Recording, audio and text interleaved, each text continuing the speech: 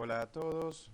Bueno, yo me presento haciendo un poco de historia, no solo de la epilepsia, sino de los estudios por imágenes en general. No me voy a detener mucho en las diapositivas, pero sí a mostrarle algunos datos relevantes, ¿no? Como desde la evolución de la descripción de los rayos X, la visualización indirecta del cerebro a través de la neumoencefalografía y a través de la angiografía, el advenimiento del electroencefalograma fueron hitos importantes para la evaluación de los pacientes con patología neurológica y, por supuesto, también para la epilepsia en particular.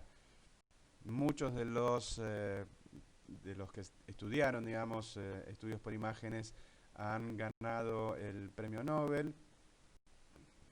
Y el ejemplo también aquí lo tenemos con Hounsfield, ganador del premio Nobel, y con Lotterberg y Mansfield, los creadores de las imágenes por resonancia magnética o de la aplicación de la resonancia magnética a la clínica, han también ganado el premio Nobel. Bueno, aquí abajo a la derecha, yo con el que considero mi mentor en esto de estudio de epilepsia e imágenes, con el doctor Rubén Kuzniecki. La situación en el paciente con epilepsia puede presentarse en varios escenarios. El paciente puede tener una primer crisis epiléptica y allí, bueno, los estudios por imágenes van a contribuir en alguna situación en especial. O el paciente cuando ya sigue evolucionando con su enfermedad a lo largo del tiempo y se convierte en resistente, y por lo tanto uno siempre dice que el paciente resistente, la primera opción de tratamiento va a ser la posibilidad de una operación, la cirugía. Analicemos entonces el primer escenario, el paciente que debuta con una crisis o tiene su primer crisis. En este caso, la consulta habitualmente es en la guardia médica, eso es lo más habitual. Aquí lo que uno tiene que tratar de diferenciar son dos situaciones de crisis. Primero lo que sería una crisis sintomática aguda y lo otro que sería una crisis no provocada. Aquí uno llama crisis sintomática aguda o crisis provocada, es cuando existe determinado insulto o injuria aguda que genera en el paciente como respuesta a una crisis epiléptica. Y esto, la etiología de este episodio puede ser un montón de situaciones que no solo van por lo estructural, sino también por lo metabólico, tóxico, o sea, alguna disfunción de laboratorio, alguna infección o alguna inflamación cerebral, que es lo que ocasiona, digamos, en forma aguda el desarrollo de la crisis.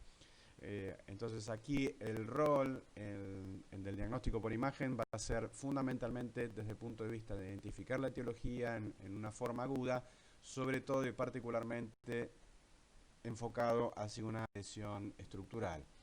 ¿Qué puede ser esto? Por ejemplo, bueno, puede ser un paciente como el de la izquierda, con un traumatismo de cráneo, con una contusión y una fractura, el paciente del medio con una tomografía computada normal, o el paciente de la derecha con una lesión con signos de hemorragia o calcificación, con bastante efecto de masa y edema. Esos son los escenarios, digamos, en los cuales se puede presentar el paciente en situación de emergencia.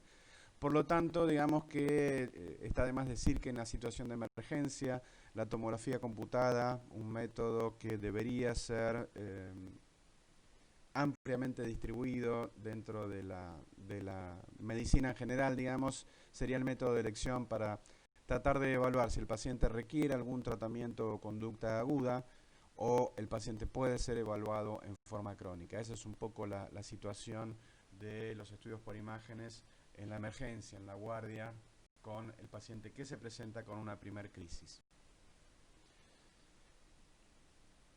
Bien, pero ¿qué pasa cuando nosotros decimos, bueno, en realidad le hacemos una tomografía, no encontramos una lesión, analizamos los análisis de laboratorio y son normales, evaluamos algunas otras cuestiones del paciente y el paciente en realidad no cumple criterios de crisis sintomática aguda? Uno podría llegar a pensar que esa puede ser la primera crisis en un paciente de epilepsia y ser una crisis no provocada. Aquí la imagen me debería dar mucha más información en relación a lo que uno necesitaría o desearía buscar.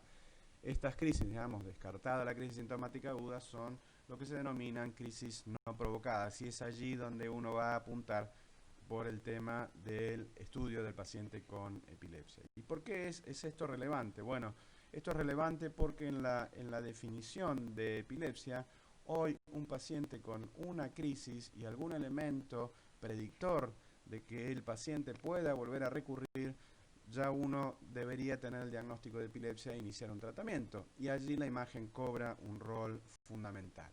O sea, aquí podemos ver que lo que uno necesitaría saber en los estudios por imágenes es tratar de identificar de dónde vienen las crisis, clasificarlas, definir un pronóstico y lo más importante aún es contribuir al diagnóstico tanto de la epilepsia como de la etiología de la epilepsia.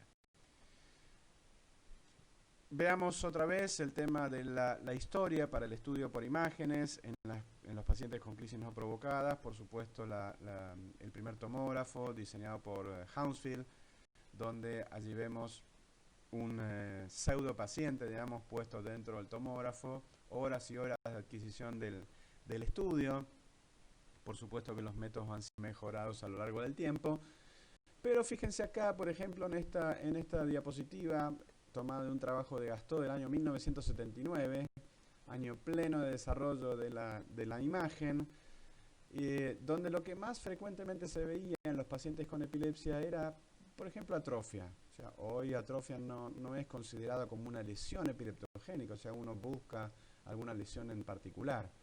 Él decía que en pacientes con epilepsia generalizada había casi un 10% con anormalidades. Si el paciente tenía crisis secundariamente generalizadas, como se clasificaba en ese momento, encontraba 60% de anormalidades. Lo mismo si el paciente tenía crisis focales, 60% de anormalidades, 16% si era no clasificado, pero él decía que la sensibilidad del método era superior al 50%. La verdad que extremadamente interesante el hecho de estudiar a un paciente con epilepsia con tomografía.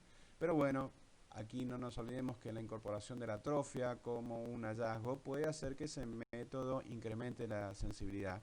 Pero lo que necesitamos nosotros también, además de mejorar la sensibilidad, es mejorar la especificidad del método. Estas un poco algunas imágenes de tomografía. Como ustedes ya saben, la tomografía para el estudio de regiones frontales anteriores y basales, como para regiones temporales anteriores y mediales, es poco útil y es donde uno más se enfoca el target de los pacientes, ¿no? En epilepsia, sobre todo las formas de epilepsia más frecuentes, como epilepsia del lóbulo temporal, uno trata de ver las estructuras de la línea media del lóbulo temporal y con la tomografía es como que se queda un poco corto para el estudio. Sí es buena la tomografía, por ejemplo, para el estudio de los ganglios basales y no tan buena cuando uno sospecha alguna lesión o daño cortical. Veamos aquí claros ejemplos. El paciente de la izquierda, portador de múltiples lesiones, diferentes formas de presentación, algunas quísticas con un componente sólido en su interior y algunas sólidas con densidad cálcica. Este es un paciente portador de una cisticercosis. Aquí no necesitaría ningún estudio más, o sea, ya con esta tomografía más la epidemiología, ya uno estaría en condiciones de decirle el paciente tiene una neurocisticercosis e iniciar el tratamiento. Mientras que en el paciente de la derecha acá se nos complica un poco porque el paciente tiene una forma del cerebro, una morfología normal y que hace falta estudiar con más detalle cuál es la característica de esa alteración y representatividad de las alteraciones que tiene el paciente en la corteza cerebral. Y un dato relevante entonces también es que la tomografía es capaz de mostrar lesiones en menos de un 30% de los pacientes. Esto habría que ver cómo se lo mire, pero tampoco es una cifra para descartar, digamos. O sea, parece ser bastante bueno el método para pacientes con epilepsia que van a evolucionar a una enfermedad crónica. Entonces, lo que yo les comentaba antes es que necesito de un estudio por imágenes. ¿Qué me tiene que mostrar el estudio por imágenes? Lo primero que tengo que saber es la zona lesional, o sea, la zona del cerebro donde está la lesión y que me oriente a pensar que ese paciente tiene crisis que vienen de esa zona donde se encuentra particularmente la lesión. Necesito un estudio que me clasifique el tipo de crisis, o sea, decirme si el paciente tiene crisis focales o generalizadas. Si un paciente tiene una lesión focal en una imagen, uno pensaría que ese paciente tiene una epilepsia focal.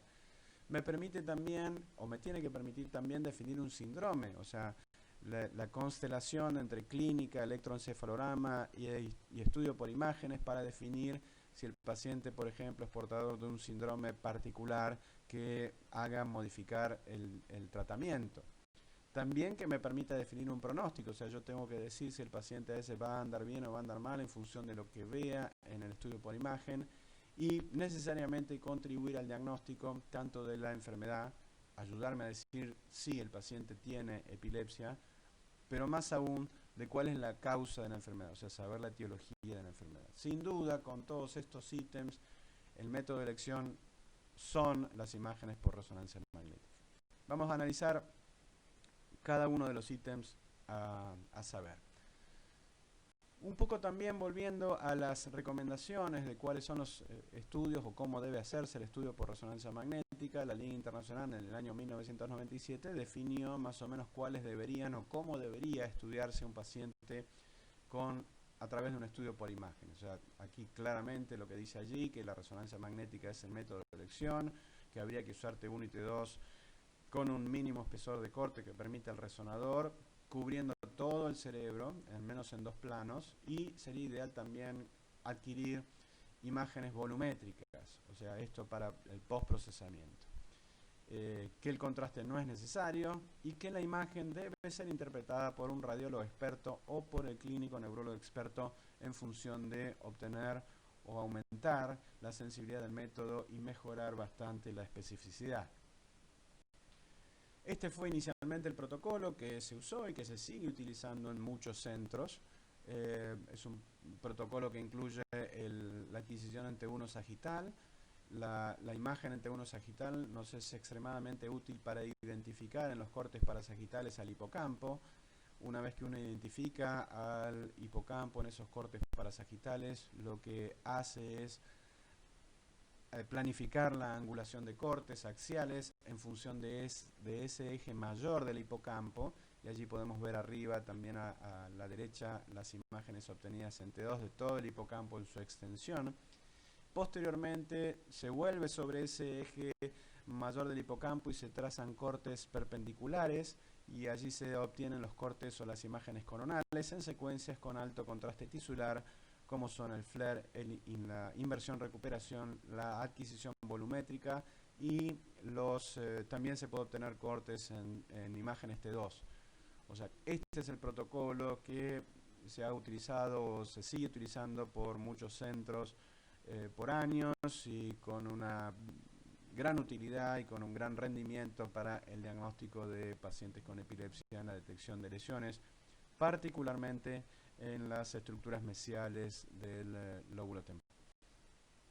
Otras opciones que se han agregado con el tiempo, que ya forman parte del estándar también, son las secuencias o imágenes de gradiente eco o también de susceptibilidad magnética para mejorar el rédito en detecciones de lesiones calcificadas o de microhemorragias o de cavernomas, por ejemplo. Es extremadamente útil utilizar este tipo de secuencias. También la difusión con alguna data en función de si el paciente puede tener alguna imagen que restrinja difusión y que me pueda orientar hacia alguna forma de diagnóstico también. O sea, todo forma parte, todo contribuye para mejorar el rédito diagnóstico del estudio por imágenes.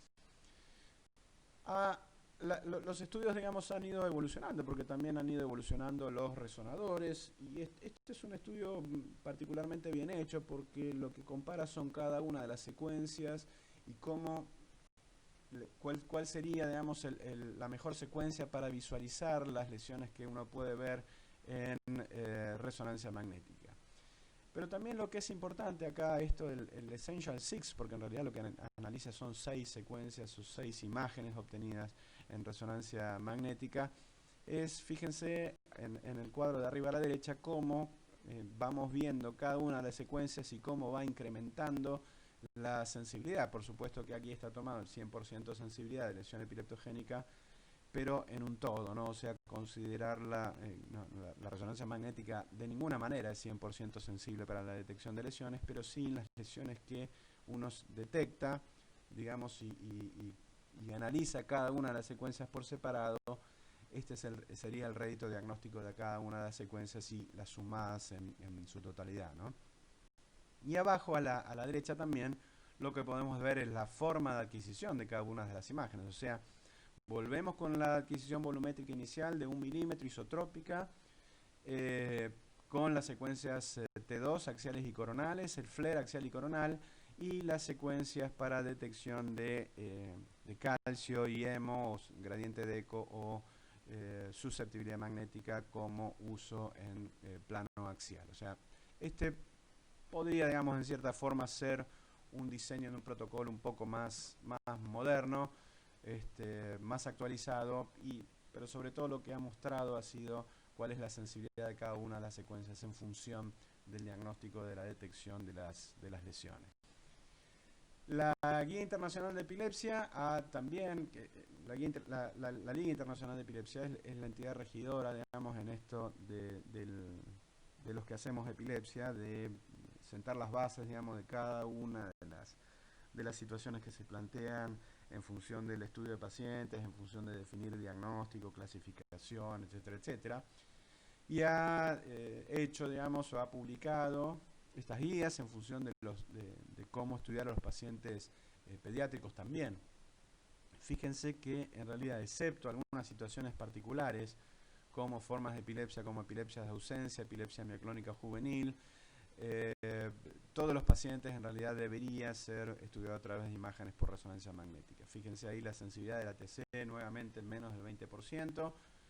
Lo que también hay que tener en cuenta es que en menores de 2 años el estudio debe ser diferente. Ahora vamos a referirnos un poquito a eso. Bueno, hacer T1 los 3 planos y T2, porque esas son las secuencias que más rédito tienen. El FLAIR, recordemos acá que es poco útil en pacientes donde todavía no se ha adquirido la mielinización, o sea, pacientes menores de 2 años. El FLAIR, o sea, no es bueno obtenerlo, pero probablemente uno, como dice allí, tenga que seguir adquiriendo imágenes a lo largo del tiempo para ver la evolutividad de la imagen, porque puede cambiar bastante. Si uno analiza el cerebro mielinizado del no mielinizado, puede variar y la detección de lesiones puede mejorar con el paso del tiempo. Aquí vemos entonces el ejemplo de cómo estudiar a los niños menores de 2 años. No es necesario realizar angulaciones, porque la posibilidad de encontrar una esclerosis del hipocampo es extremadamente baja. Entonces las angulaciones que hay que hacer son cortes axiales, cortes coronales estándar. Sí poder usar cortes coronales en secuencias T2, por ejemplo, para identificar sobre todo pacientes con convulsiones febriles, la posibilidad de alguna alteración en las estructuras mesiales. Pero las secuencias que deben utilizarse en los menores de 2 años son secuencias estándar, priorizando el T1 y el T2, sabiendo que el FLAIR tiene bajo rédito y que probablemente necesitemos seguir evolutivamente las características de la lesión para mejorar el diagnóstico. Bien, como yo les contaba, el tema del desarrollo de los estudios por imágenes ha ido evolucionando, y hoy la propuesta de la Liga Internacional de Epilepsia en su grupo particular de neuroimágenes es utilizar este protocolo que es el Harness. Este protocolo lo que hace es los ítems, digamos, que analiza allí, o sea, priorizar imágenes en 3D con alto contraste tisular y usando voxeles isotrópicos. La posibilidad es obtener los magnetos de 1.5 y de 3 Tesla. Seguramente todo lo que sea estudios volumétricos va a ser mucho mejor en un 3 Tesla que en un 1.5 Tesla, sobre todo por una cuestión de tiempo, de duración del estudio. Que este protocolo es aplicable a niños y adultos, con la salvedad de que el tema de las secuencias FLAIR se siguen manteniendo, la cuestión que yo les comentaba antes. El protocolo cubre todo el cerebro, son adquisiciones volumétricas de todo el cerebro. La angulación no depende del operador, o sea, las angulaciones son estándar, son axiales fundamentalmente. Y las adquisiciones de imágenes pueden ser reformateadas sin perder resolución. Esto es un dato relevante también, porque uno no es que reformatea la imagen y hace cortes en otras secuencias de 3 milímetros, de 5 milímetros, no. O sea, uno tiene que ver en el otro plano que analiza también la misma resolución con la cual adquirió esa imagen. Se reducen de esta forma el efecto de los volúmenes parciales y hay una mejor radio, digamos, mejor índice de señal ruido y contraste tisular. Aquí algunos ejemplos de las secuencias propuestas. A la izquierda son las adquisiciones volumétricas en T1. Allí tienen el tipo de imagen, digamos, es un gradiente de eco de 1 por 1 por 1. Abajo está la adquisición del FLIR, que es un turbo spin eco de 1 por 1 por 1. Y a la derecha lo que podemos ver también es la adquisición 2D en cortes coronales, en este caso que es también secuencias turbo spin eco de 0,4 por 0,4 por 2. Lo importante también es que no hay separación, no hay gap entre corte y corte, o sea, es cero de gap. Por eso yo les contaba antes, digamos, que este tipo de imágenes probablemente en el 3 Tesla duren menos que adquiridas en un 1.5 Tesla. ¿Qué es lo que analiza o qué es lo que uno debería también empezar a analizar? Es el postprocesamiento de la imagen. ¿Cómo se hace el postprocesamiento? Bueno, la volumetría y modelado de formas en las estructuras temporomediales, la relaxometría, aunque este método ha caído en desuso a lo largo de los años, el análisis de las texturas y la detección automática de lesiones. El punto con esto es que muchos de estos software para analizar son pagos, o sea, si bien es cierto que son aceptados por la FDA para utilizarlos con finalidad diagnóstica, no en todos centros lo poseen porque hay que pagarlos para utilizarlos. Y otra de las cosas a tener en cuenta que esto uno tiene que ver la evolución, digamos, porque, por ejemplo, hace muchos años el estudio volumétrico para hacer diagnóstico de esclerosis del hipocampo era fundamental. Posteriormente se demostró que esto no era tan así, que no era tan necesario y que el análisis visual incluso era hasta superior al análisis de la volumetría del hipocampo. O sea, todas estas cosas hay que ir viendo y evolucionándolas y analizándolas a lo largo del tiempo. En definitiva, entonces, las imágenes por resonancia magnética lo que me van a permitir es identificar esta zona lesional. Zona lesional se define a la que forma parte dentro de la zona epileptógena. Zona epileptógena es aquella área del cerebro que participa en la génesis de las crisis y que se divide a su vez en la zona ictal sintomática, o sea, aquella zona en la cual clínicamente nos cuenta el paciente cuál puede ser la zona afectada. La zona irritativa, que está definida a través de los hallazgos en el electroencefalograma, y la zona lesional, que es la definida a través de la imagen por resonancia magnética. Si estos tres círculos convergen, uno estaría en presencia de alguna epilepsia focal bastante bien limitada y definida desde el punto de vista de estos tres parámetros a analizar. Pero a su vez también la imagen por resonancia magnética nos permite otras cosas, analizar otras cosas. Por supuesto que vamos a dejar de lado la clasificación de crisis, por lo que ya comenté antes, la clasificación sindromática que también comenté, pero también nos permite definir un pronóstico. Y esto es relativamente, o más que relativamente, sumamente importante. ¿Por qué? Uno en la consulta viene el paciente con una imagen por resonancia magnética anormal en un paciente con una crisis. Uno dice, bueno, el paciente este es altamente probable que tenga diagnóstico de epilepsia, yo defino un tratamiento, pero yo lo que tengo que decirles es cómo le va a ir desde el punto de vista de la respuesta. Entonces acá lo que hicimos hace mucho tiempo fue tratar de ver, digamos, en este análisis es un paciente que si tenía una resonancia magnética anormal, tenía 2 veces más riesgos de ser no respondedor al tratamiento comparado contra un paciente que tenía una resonancia magnética normal. Y eso es un poco lo que dicta la imagen por resonancia magnética. Pacientes con resonancia magnética con lesión epileptogénica, o sea, resonancia magnética anormal, tienen menos chances de responder al tratamiento con respecto a un paciente con una resonancia magnética normal. Más adelante yo voy a retomar este tema porque algunas cosas van a ver que van a cambiar, digamos, la interpretación. Pero eso es en definitiva de gran utilidad en el momento del diagnóstico del paciente porque me define un pronóstico. Sí, también es útil la definición de por qué la resonancia magnética contribuye al diagnóstico de la enfermedad y lo vamos a ver en las siguientes diapositivas.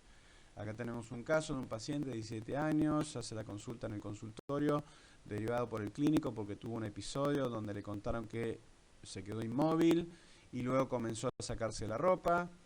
Evoluciona confuso por 5 minutos, o sea, estamos en presencia de un paciente con una crisis focal, con alteración de la conciencia, con desarrollo posterior de automatismos, lo cual sugiere que uno debería buscar como zona epileptógena las estructuras mesiales del lóbulo temporal, además sumado a la presencia de convulsiones febriles, sin haber recibido tratamiento. Le hacemos un electroencefalograma y encontramos descargas en la región izquierda, en el hemisferio izquierdo, por ahí más notables en la región temporal. Y analizamos la imagen por resonancia magnética y nos encontramos con el diagnóstico de una esclerosis del hipocampo. O sea, claramente cumple los criterios que ahora después más tarde vamos a analizar. El otro caso es un paciente de 31 años sin antecedentes de importancia, con un único episodio de parestesias que luego evoluciona en una crisis motora, con generalización. Le piden un laboratorio en la guardia que es normal, el examen físico es normal y le solicitan para que se realice un electroencefalograma o una imagen por resonancia magnética. El paciente trae el electroencefalograma donde se ven algunas pequeñas descargas en la región frontocentral derecha y una imagen por resonancia magnética que nos muestra una lesión en la región frontal derecha que más adelante yo me voy a detener en particular con este diagnóstico. En definitiva, ante el caso 1, un paciente que tiene una crisis, que tiene un electroencefalograma anormal y que tiene una imagen por resonancia magnética anormal, yo estoy en condiciones de decirle a este paciente que tiene el diagnóstico de epilepsia, incluso hasta de definir un síndrome, que es clasificado como una constelación de epilepsia temporal mesial con esclerosis del hipocampo. O sea, esa es la importancia, la relevancia de los exámenes complementarios, particularmente de la imagen, en definir el diagnóstico del paciente. Primero el diagnóstico y después un poco el pronóstico y después también analizar cuál es la etiología. ¿Qué pasa con el caso 2? Bueno, en el caso 2 también uno diría, bueno, el paciente tiene una lesión, coincide con el electro, clínicamente también. Sin embargo, la clasificación del paciente con epilepsia en lo que hace a la definición de si el paciente cumple con los criterios de epilepsia o no, es bastante controversial porque la Liga dice que no hay mucha información acerca de si los pacientes con displasia cortical focal tienen alguna predisposición al desarrollo de epilepsia en el futuro. Sin embargo, yo les diría que un paciente en el cual ven que coincide la clínica con el electro y con la imagen, ese paciente, para mí, desde mi punto de vista, tiene diagnóstico de epilepsia y debe iniciar un tratamiento. Bien, dijimos entonces hasta aquí todos los ítems, analicemos cuál es la etiología de la enfermedad. O sea, es importante saber desde el punto de vista de la epilepsia la etiología de la enfermedad y a lo largo de los años el estudio de la etiología de la epilepsia ha cambiado y hoy tenemos que la definición de etiología es en función de lo genético, en función de lo estructural metabólico y ahí es donde analizamos, donde entra en juego la imagen por resonancia magnética y desconocida, que es cuando aún no se sabe cuál es la causa en realidad de las crisis del paciente. 4 diagnósticos son los que uno tiene que tener en cuenta en pacientes cuando uno analiza la imagen por resonancia magnética, cuando es solicitada por diagnóstico presuntivo de epilepsia. 1. Arriba a la izquierda, esclerosis del hipocampo. 2. Arriba a la derecha, malformación del desarrollo cortical en la región frontoparietal del lado izquierdo. 3. Abajo a la izquierda, un tumor. 4. Abajo a la derecha, malformación vascular del tipo angioma cavernoso. Esos son los 4 diagnósticos que no se deberían pasar por alto cuando uno ve un paciente cuya solicitud de imagen dice que tiene el diagnóstico de epilepsia. Entonces, en eso es donde hay que hacer hincapié, digamos, de la etiología, el estudio etiológico de por qué el paciente tiene epilepsia. Criterios para esclerosis del hipocampo. Disminución de tamaño es el primero, o sea, esto se puede ver en secuencias anatómicas como el T1, como el IR, también en secuencias de alto contraste tisular como el FLAIR, pero fundamentalmente aquí en el FLAIR lo que vamos a buscar es el cambio de señal, ¿no? O sea, clásicamente lo que uno tiene que ver es que sea hipointensa en T1 o IR e hiperintensa en T2 o FLAIR. Son los criterios, digamos, de esclerosis del hipocampo, y además alteración de la estructura interna por una cuestión de que algunos subcampos del hipocampo están afectados, y por eso, digamos, es esta alteración de la estructura interna, o sea, este cambio de la forma del hipocampo que se tiene, además del cambio de tamaño y del cambio de señal.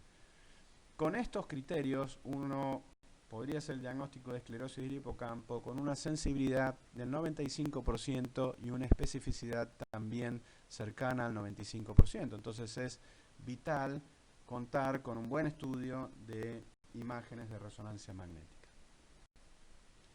Vamos a analizar el otro grupo, que son las malformaciones del desarrollo cortical. Yo no voy a analizar todo, porque esto, digamos, si no sería demasiado extenso, pero lo primero que tenemos que ponernos de acuerdo es en cómo denominar a estas alteraciones. Ustedes van a encontrar desórdenes del desarrollo cortical, displasias corticales, disgenencias corticales, desórdenes de la migración. No, todo esto tiene que tener un léxico abarcativo como es el de las malformaciones del desarrollo de la corteza cerebral, y a partir de ahí establecer cuáles son digamos, los diferentes subtipos de malformaciones del desarrollo de corteza cerebral. Para ello vamos a usar o nos vamos a basar en la clasificación de Berkovits, que creo que a lo largo del tiempo ha sido la que se ha mantenido y es extremadamente útil desde su aparición en 1996, y la división, digamos, en 4 grandes grupos, de acuerdo al momento evolutivo en que la malformación ocurre dentro del cerebro del paciente. El primer grupo, con anormal proliferación neuronal y glial o apoptosis, ocurre dentro de los primeros momentos del desarrollo del cerebro, digamos, del bebé. El segundo grupo corresponde a anormal migración de las neuronas, o sea, acuérdense que las neuronas están ubicadas en la zona germinal, en la pared ventricular, y comienzan a migrar hacia la superficie del cerebro, siguiendo determinados ejes. Y por último, la anormal desarrollo postmigracional, o sea, cuando las neuronas deben alcanzar esa corteza, cómo se distribuyen en las diferentes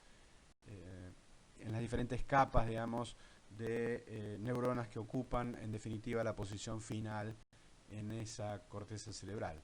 Por supuesto que hay otras que no se pueden clasificar, pero bueno, las más importantes son las 3 primeras para su análisis.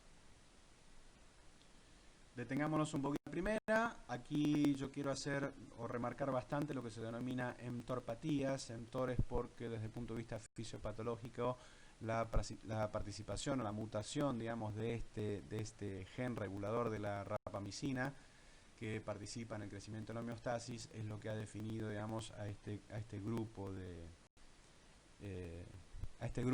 entidades, digamos. ¿Cuáles son las enfermedades que entran dentro de esto? La esclerosis tuberosa, la hemimegalencefalia, los gangliogliomas y las displasias corticales focales tipo 2.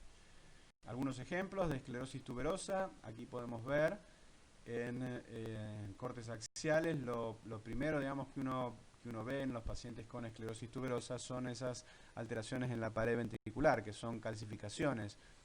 Después también lo que uno ve son los túberes corticales y las lesiones de sustancia blanca que van desde la superficie cortical hacia la pared ventricular. Esto, digamos, es bastante sugestivo de que el paciente es portador de una esclerosis tuberosa asociada con las lesiones en la piel. La hemimegalencefalia también es otra entidad que entra dentro de estas mTOR-patías. Fíjense las características que tiene. En este caso, una hemimegalencefalia focal, donde lo que se ve es parte del hemisferio del lóbulo occipital aumentado de tamaño, los giros corticales con pérdida de la morfología y pérdida de la diferenciación entre las sustancias gris y blanca, ¿sí? Hay formas más extremas de hemimegalencefalia que se ven sobre todo en niños, pero este es un paciente adulto con una forma de megalencefalia focal.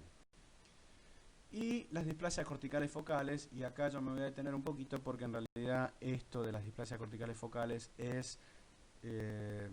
está tomado, digamos, de la clasificación anatomopatológica de la liga, la clasificación de Bluncke anatomopatológica, no de la imagen. Entonces, cuando uno se empieza a desesperar, digamos, bueno, pero tiene una displasia cortical focal, ¿de qué tipo? No, el que va a decir de qué tipo es, en definitiva, va a ser el patólogo. Nosotros vamos a contribuir desde el punto de vista de la imagen a cómo estudiar y a tratar de mejorar la sensibilidad del método.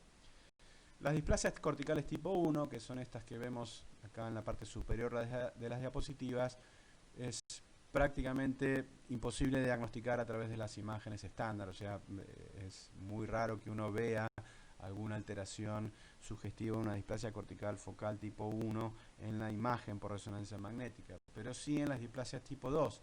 Las tipo 2A con neuronas dismórficas, aquí aparecen algunas alteraciones que uno puede ver, pero sí las clásicas, las típicas, las tipo 2B, que son las que tienen las células balloon, que ahora vamos a ver un poquito más adelante. Las displasias tipo 3 son los que se denominan en realidad patología dual en el caso de la esclerosis del hipocampo asociado a una displasia cortical focal, tipo 3B, que es la displasia más el tumor, en el caso, por ejemplo, de un paciente con un ganglioglioma, en el tipo 3C, que sería una malformación vascular asociada a una displasia focal, y en el tipo 3D, otra lesión que, por ejemplo, podría ser un traumatismo de cráneo. Analicemos entonces las características de la imagen, estas formas de displasia. ¿Cómo se ven las displasias en las imágenes por resonancia magnética? Algunos datos, ya hablamos antes: engrosamiento focal de los giros corticales, pérdida de la diferenciación entre la sustancia gris blanca, hiperseñal del giro y o de la sustancia blanca adyacente y el signo del trasmanto. Algunas son más sutiles, otras son un poco más complejas, digamos, de analizar, y las formas más sutiles son las que uno debe tratar de mejorar con esto de la imagen por resonancia magnética. Aquí algún ejemplo de alguna displasia cortical focal tipo 2A, donde hay pérdida de diferenciación gris-blanca en la región posterior del hemisferio izquierdo. Bueno, eso es un poco lo que se quiere ver, digamos, formas sutiles de ver en las displasias corticales focales tipo 2A. Pero la que uno está prácticamente seguro, digamos, que dice, bueno, esto es una displasia cortical focal tipo 2B y tiene alta correlación con la anatomía patológica, son estas, que son las displasias del trasmanto, que además de verse el engrosamiento de la corteza, la pérdida de diferenciación gris-blanca, se ve ese trayecto que va desde la lesión displásica hacia la pared ventricular, lo que es el signo del trasmanto. Ese signo del trasmanto, si ustedes recuerdan, la imagen de esclerosis tuberosa es muy parecida, o sea, ese tuber que iba o que tenía una lesión de la sustancia blanca que iba hacia la pared ventricular. Por eso estas formas de displasias corticales focales al inicio eran llamadas formas frustras de esclerosis tuberosa, porque en realidad el paciente tiene una sola lesión. No hay que olvidarse de buscar las displasias corticales focales también en la base del giro, en lo que llaman las displasias del fondo del surco. Esas son unas formas más sutiles también de intentar de buscar las displasias corticales focales. Bien, ya analizamos entonces el primer grupo de pacientes, ya profundizamos un poco en lo que es toda la serie de pacientes con crisis no provocada, para que nos sirva una imagen por resonancia magnética, pero ahora analicemos al paciente que no responde al tratamiento y cómo yo lo tengo que estudiar. El harness, que es esto que yo les contaba, uno lo puede usar desde el principio, o sea, el paciente que viene con una crisis no provocada, uno puede utilizar el protocolo harness, pero sí o sí debería usarlo en pacientes que son resistentes y candidatos a cirugía, porque se supone que el análisis detallado, giro por giro, es lo que más me va a incrementar la sensibilidad de la resonancia magnética, sobre todo si yo ya sé y tengo una precisión bastante exacta, digamos, de dónde están viniendo las crisis. O sea, yo tengo una sospecha diagnóstica bastante firme de dónde pueden venir las crisis. Yo voy a poner a analizar en detalle anatómicamente el giro en especial o el low en especial de dónde yo pienso que están viniendo y poder prestar más atención a esa zona del cerebro. Bien, desde el punto de vista de la resonancia magnética, 50% de pacientes tienen alguna lesión epileptogénica y si uno analiza, 75% de pacientes con epilepsia resistente tienen alguna lesión. Nosotros también en nuestro estudio analizamos esto y vimos que en epilepsia temporal resistente, 84% de pacientes tenían una resonancia magnética anormal, si era resistente y si era no resistente, de un 50%. En extratemporal, fíjense que digamos, los porcentajes se equiparan y si uno hace un análisis total va más o menos con lo que decía arriba, ¿no? O sea, 66%, cerca del 70% de resistentes tienen una imagen anormal y 50% de no resistentes tienen una imagen anormal. En el año 1998, nuevamente la ILAE dice, bueno, que además de las imágenes que deben ser interpretadas en el contexto del paciente, hay que ponerlas, digamos, y correlacionarlas con el resto de los estudios de imágenes, que es lo que uno hace habitualmente, digamos, cuando ve o recibe al paciente desde el punto de vista clínico. Que además, si el paciente es candidato a cirugía, por supuesto todos los pacientes deben tener una imagen por resonancia magnética, ya se hablaba de utilizar el FLAIR, de los estudios funcionales y su utilidad también, y clasificar, digamos, el paciente si era portador de una epilepsia focal, temporal mesial o neocortical temporal o extratemporal, y la forma y las modalidades de estudio con que las cuales uno podía llegar a utilizar para tratar de mejorar la detección de la zona epileptógena. Los resonadores. Bueno, los resonadores, contamos con diferentes tipos de resonadores hoy por hoy. Sobre todo los que nosotros tenemos disponibles son los que están arriba en la diapositiva. Esto es importante porque uno tiene que tener en cuenta a que llama a un paciente con una resonancia magnética negativa, o sea, ustedes tienen que saber, digamos, que la idea de la resonancia magnética es tratar de convertir a ese paciente que viene con una imagen de resonancia magnética negativa y que no responde al tratamiento, tratar de hacerlo cruzar la línea, digamos, de que ese paciente tenga una resonancia positiva, porque esto, a diferencia de inicialmente, si el paciente tiene una resonancia magnética con una lesión epileptogénica y es no respondedor, el pronóstico va a ser mejor con respecto a aquel que tiene una resonancia magnética normal. Entonces, ese es el dato importante y eso es lo que nosotros tenemos que saber. Que saber, en definitiva, los resonadores de 1.5 para arriba son los más útiles, con todo lo que vimos, y digamos, está en etapa de experimentación esto del tema de los resonadores de más alto campo todavía, porque allí hay que analizar algunos detalles en particular. 1.5 o 3 Tesla, bueno, algunas cosas ya las vimos.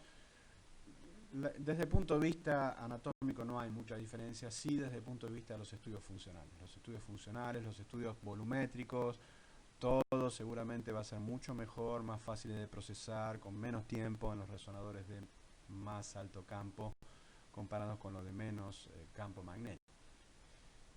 Y aquí vemos entonces eso, el 5% de incremento de sensibilidad, es cuando uno se refiere en lo estrictamente anatómico, ¿no?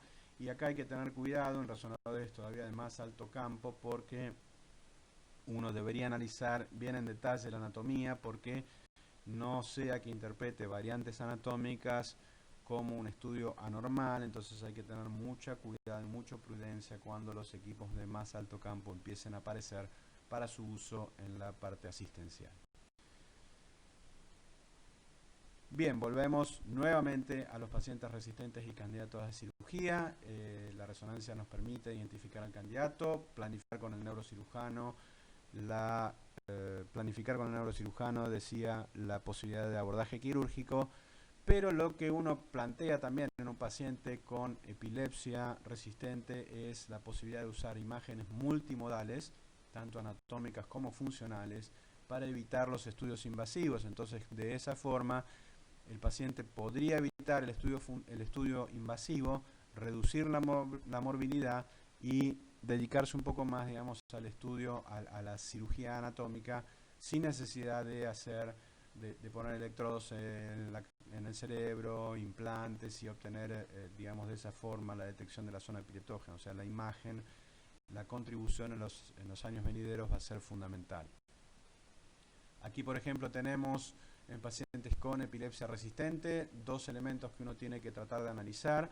Es primero la zona donde empieza la crisis, y allí la contribución de la imagen ha sido más que nada en las etapas interictales, o sea, fuera de la crisis. Sí, en momento ictal el uso del SPECT, eso es, también ha sido utilizado. Y también la resonancia magnética funcional. Lo que pasa es que hay que tener mucho cuidado porque uno no puede poner a un paciente para obtener una imagen por resonancia magnética funcional en el resonador por cuestiones de seguridad y también porque no puede estar todo el día esperando a que un paciente tenga una crisis dentro del resonador. O sea, eso está seleccionado solo para algunos centros de investigación. Aquí entonces vemos cómo el análisis electroencefalográfico, que se puede analizar el interictal, el ictal también, y el resto de los estudios que se utilizan, sobre todo de imágenes que se pueden llegar a utilizar, que son en su mayoría interictales, y la resonancia magnética funcional, como les decía, en cualquier momento, pero el SPECT también lo podemos poner dentro del registro de la crisis, o sea, ictal. También es importante definir lo que es la zona elocuente, o sea, aquella zona del cerebro que yo no puedo resecar porque cumple funciones vitales, como por ejemplo el lenguaje. Es fundamental tener esa información antes de decidir la cirugía.